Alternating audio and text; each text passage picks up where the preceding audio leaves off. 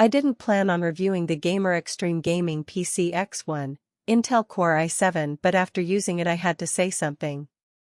You know how frustrating it is when you're waiting for your computer to boot up or load apps, and just when you think things are going to be a drag, they start performing like a dream.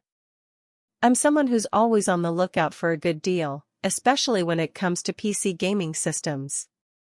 If you're a gamer, content creator, student, or even just someone who needs a reliable computer for everyday tasks, this thing is for you.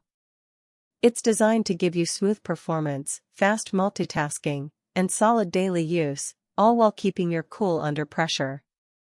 Now, I know some of you might be thinking, what makes the Xtreme Gaming PC X1 so special?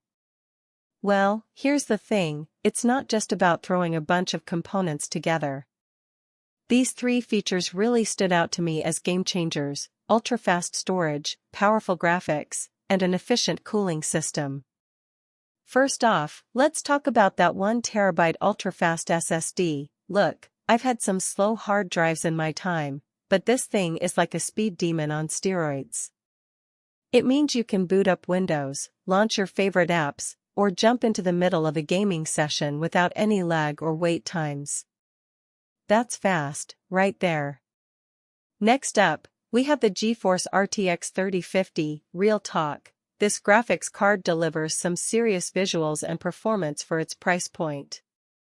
Whether you're playing competitive games, exploring open worlds, or just messing around with creative software, this thing handles it like a pro. Smooth frame rates, powerful performance, what more could you want? Last but certainly not least, we have the cooling system itself.